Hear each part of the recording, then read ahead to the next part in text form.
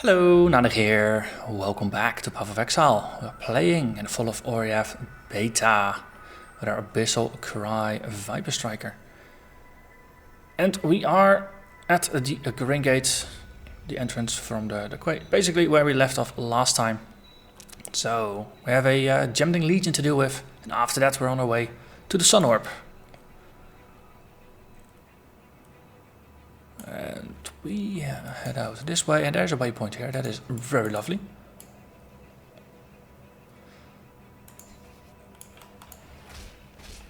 So this has a bit of a warehouse feel to it. Oh look, they even have the same bloody corpses.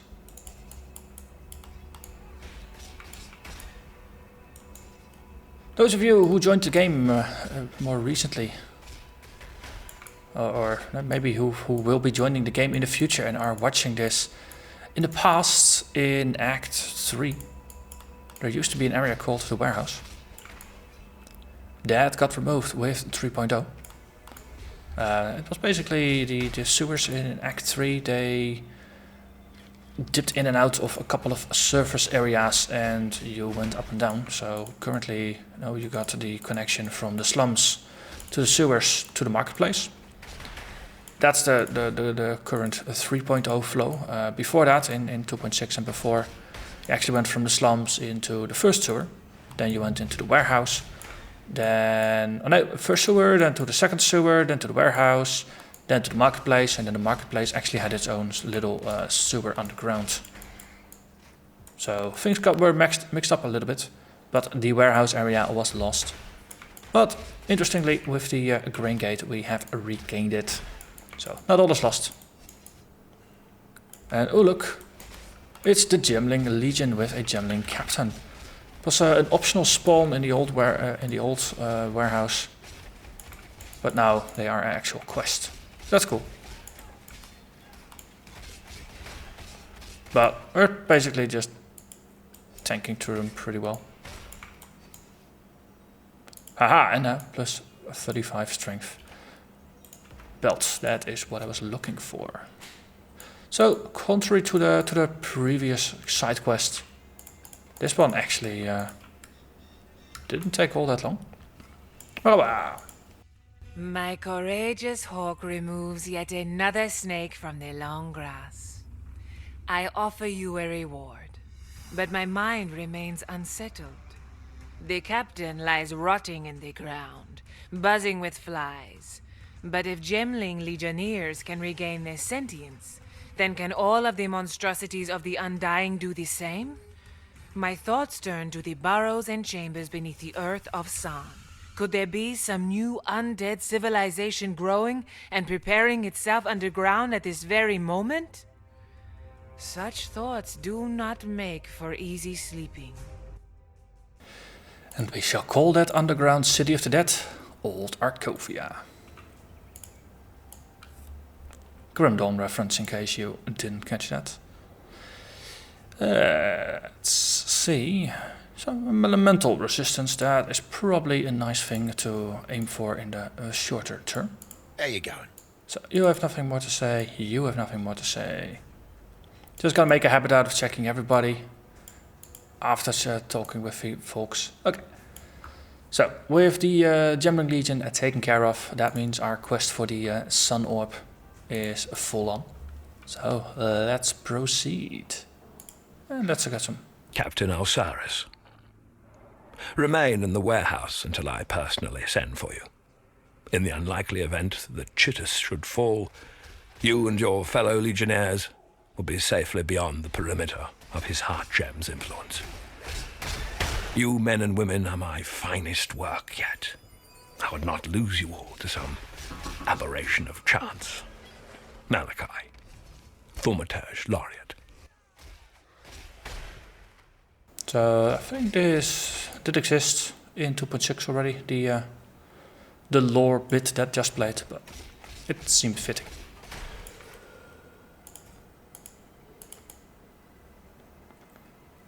Hey, hello there, Ghosty. I realized the area I went into didn't have a bloody corpse next to it.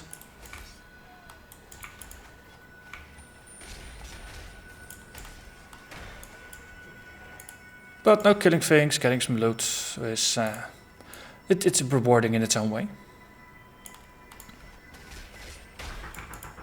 To say, I wonder if it's just new balance of drops and things in the expansion, or just simply the fact that we don't have a temporary going on that massively boosts your item gain. But I find myself rerunning areas quite a bit in order to at least have a bit of a semblance of decent gear. My resistances are still actually not maxed. Chaos is negative, lightning is less than 50. The other ones are pretty much okay. Finally I have the gem sockets I want, but that did come at a price of some short-term resistance things, and chief reason for that is my gloves are rubbish, my boots are blue, but for the cold res is very nice, and the belt is getting very outdated. But no, lack of decent drops and currency definitely makes it more difficult to just simply upgrade it. Ah, there's another corpse. Ooh, we actually have rats now in the game rather than as part of a silly prophecy thing. These hounds have escaped from the arena. Or the pit bull. And they're hounds.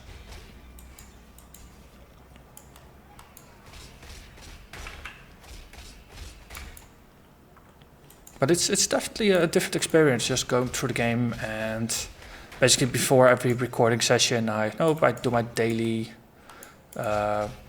master quests, but then after that I end up just running some of the areas that I played in the previous episode, once or twice, just to get some gear, get some currency. And despite that, I mean, I'm over leveled. I'm 62 now in a 57 area. That is a natural cause of that, but it's not like I'm swimming in superb gear. That aspect is rather modest still.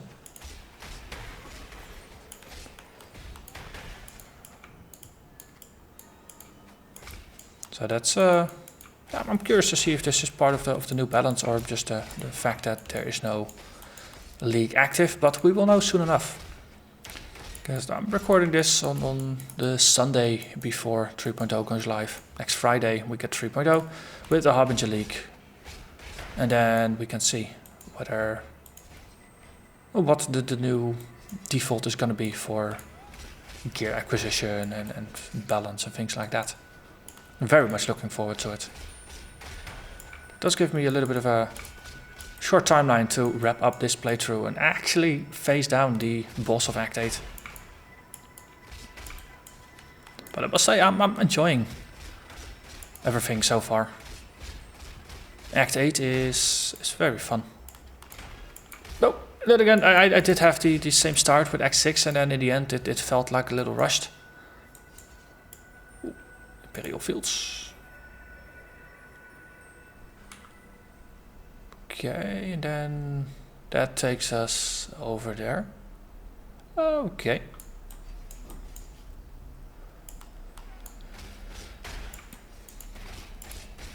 Of course, the maps are different in Acts 8 and Act 3.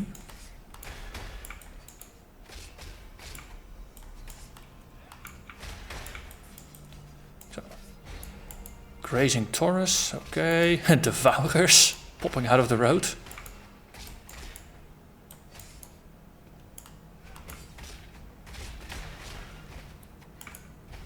Some brownish looking plants, that doesn't really look all that healthy. Okay, waypoint on the side of the road. There's also a fork in the road. Interesting.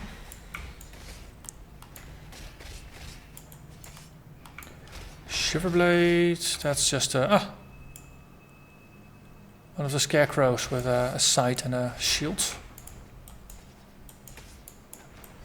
Charging bulls, feral fowl. So they did bring in a bunch of monsters from the arena. Which makes sense because of course there's no reason to go into the arena again, so giving them a new purpose in part 2 in this way seems fitting. Ooh, I'd like that one please. Okay, you shoot, I dodge, let's play that game.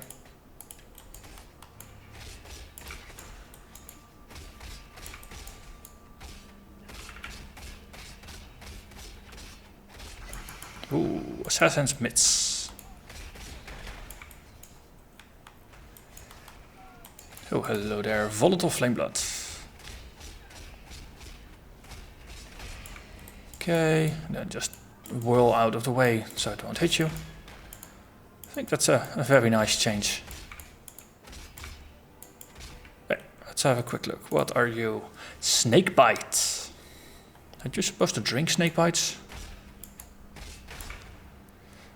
Let's see, evasion and energy shield, so that is up my alley. Bonus to evasion rating, not energy shield. Bonus to life, increased attack speed per frenzy charge, accuracy rating per frenzy charge, reduced frenzy charge duration per frenzy charge. Attacks have 60% chance to poison while at maximum frenzy charges.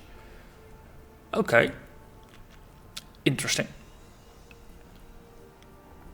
Doesn't actually grant you a chance to gain frenzy charges. All it does is amplify them and make them run out quickly. Keep in mind, if you have 3 charges, then it's going to be 30% reduced. But if you have 5 charges, it's going to be 50% reduced duration. And if you manage to get it up into the 8, 9 or 10 area, then it's going to be 80, 90 or 100% reduced duration. And of course with 100% reduced duration it's going to be 0. So that mechanism definitely forces you to probably pick up a lot of the increased duration nodes to balance out the reduced duration.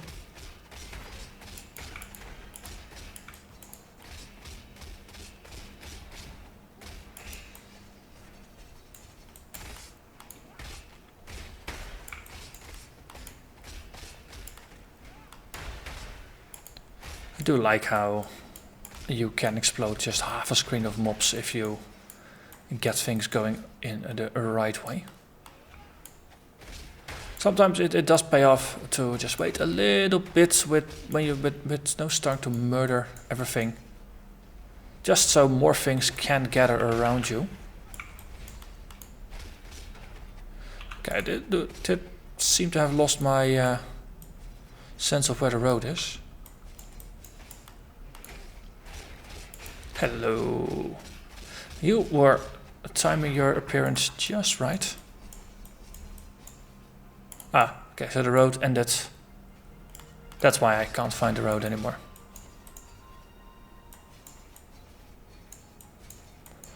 Or does this kind of count as...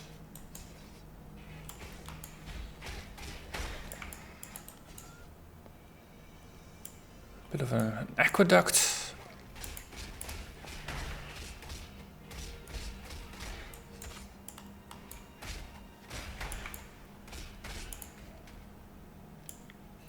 Ooh, Infernal Ribbons, they've escaped.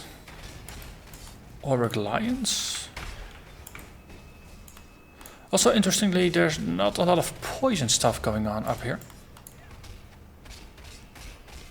Which is a very nice contrast with what happened before in the sewers, where it was just poison everywhere. And this is the entrance into Solaris Temple level 1. So I wonder if this is just a different side from the battlements or the battle front, I think it was before. Because the area is roughly the same, but we are very much off to the side. Maybe it's a side entrance. A big temple could have a side entrance. But we'll see what happens in the Solaris Temple.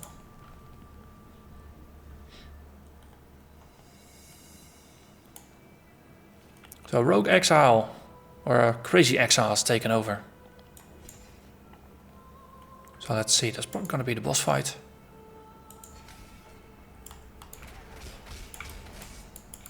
Oriath Warriors, Solar Champions. There's actually people in here. That's a departure from what happened before. Solar Elemental. They appear to be zombies to my eyes. But that's a big change, because Solar, or the Solaris Temple, was always about purity and ribbons and statues, and I don't think there was a single living thing in there, with the exception of the odd lost Rogue Exile.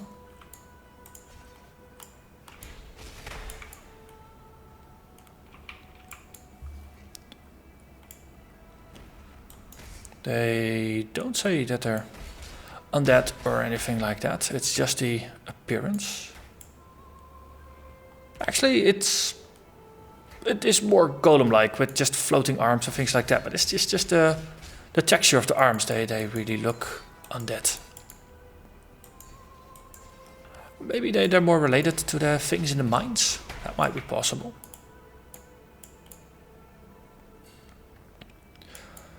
But oh, there's also some blackguards here now. They seem to be part of the household staff.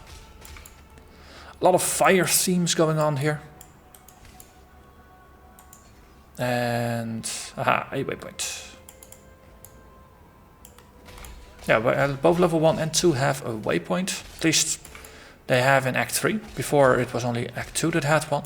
Might be because Act 2 now no longer has one here, because it's now tied to a boss fight. But I'm assuming it's probably going to be tied to a boss fight. Let's see, how are we? We still have space.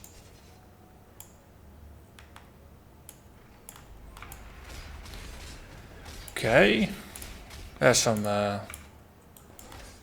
interesting textures going on here. Burning bubbles.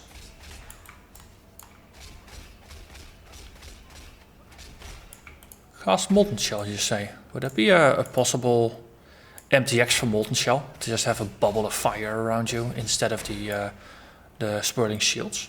I think it could be cool. Yeah.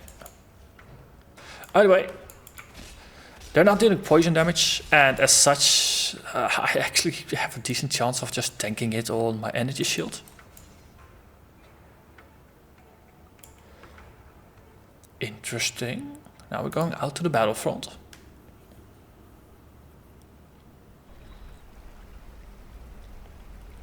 So that's the next area. We definitely need to head back for the Sun Orb.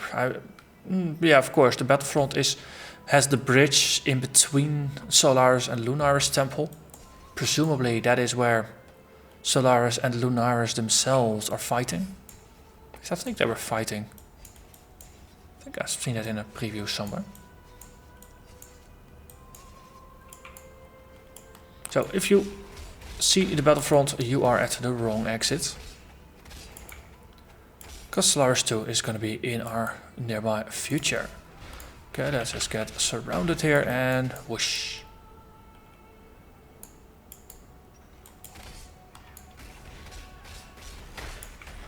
I like the concentration of monsters. It definitely plays into the AoE explode all the things setup that we've got going here.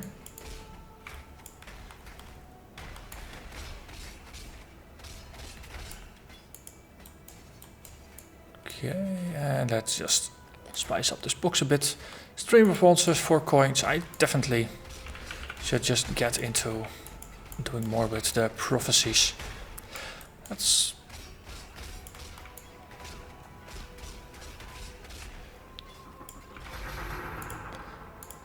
prophecies have this interesting tendency to sometimes mess with fights in the game.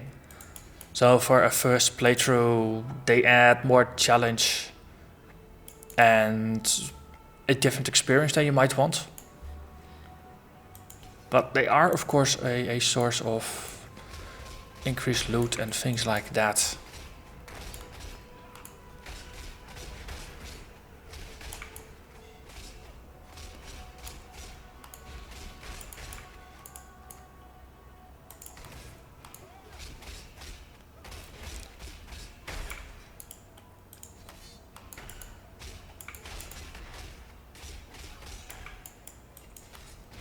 so far I am enjoying just playing through the story. I don't feel like I need to rush through all of this in order to get to maps. I'm actually just taking my time and enjoying all the quests, enjoying all the lore, enjoying each different area, see what they've done with it. Jump cutters.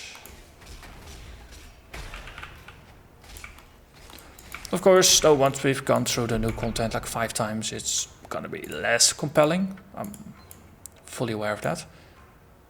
But for now, it's definitely nice. Haha. Water elementals. Splish.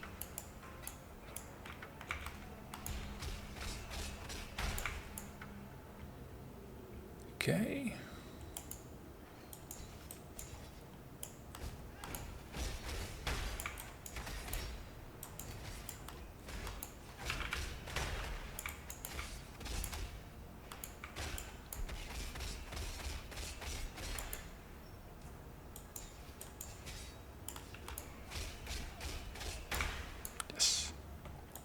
So playing through, Melee Splash is clearly the stronger choice for dealing with packs.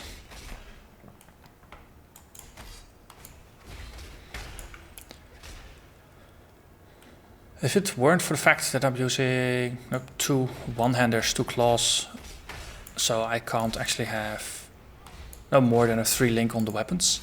But if you could have like a 4, 5 or 6 link with 2 weapons, if say that were possible, then I could actually see an option where you would have your Viper Strike with Melee Splash on one weapon switch and then linked with Multi-Strike on the other one.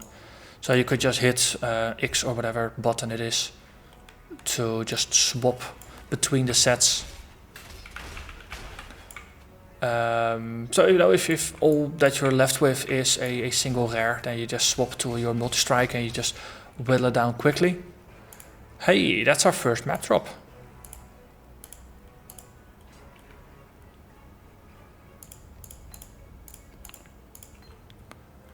But no, that could be fun. Just basically swapping some setups for single and multiple targets using the same skill.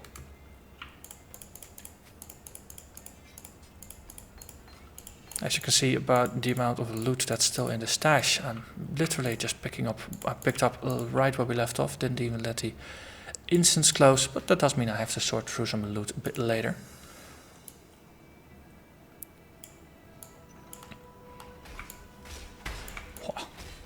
Once again, satisfying explosion.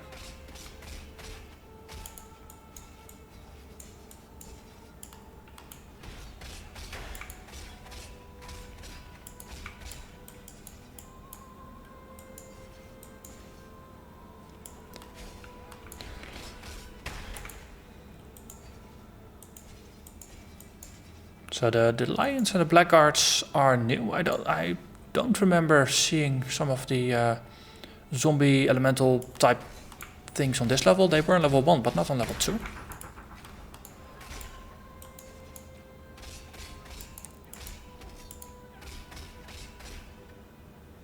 Wonder if that's just luck of the draw, whether there's a bit of design behind it. Oh, someone smashed the portal. Just slow down the ghost a little bit, see if it helps. Exactly. Twin Claw. That is what I'm using. So that's not relevant. So there are stairs there. Let's have a look.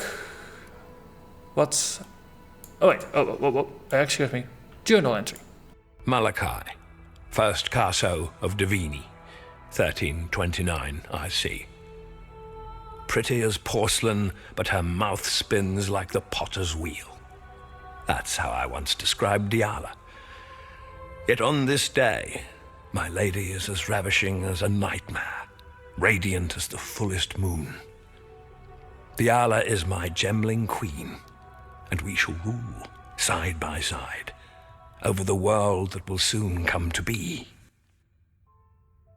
Okay. I'm not quite sure if that was there in the first one. Oh, in the Act 3 version or not, but normally in Act 3 this is where we would find Lady Diala, so I'm curious to see what they have done with this. Well, Dawn, Harbinger of Solaris. A Harbinger, see what they did there.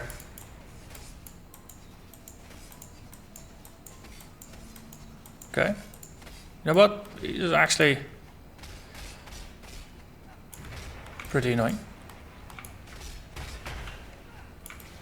On the other hand, so am I. He literally summoned, he or she, I'm not quite sure what it was, literally summoned the eventual source of his own demise. Because all I did was just Warcry and kill the animated weapons, and the explosion plus the poison took care of the boss.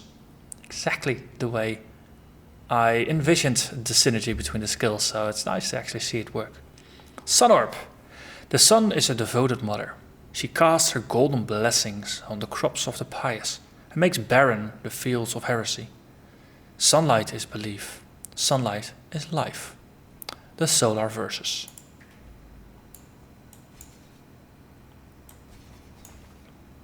So that's take care of Solaris Temple. We've already seen the way out is through the Battlefront, which actually is a lower level than Solaris Temple. That is also interesting. 58, 59, 6... No, wait.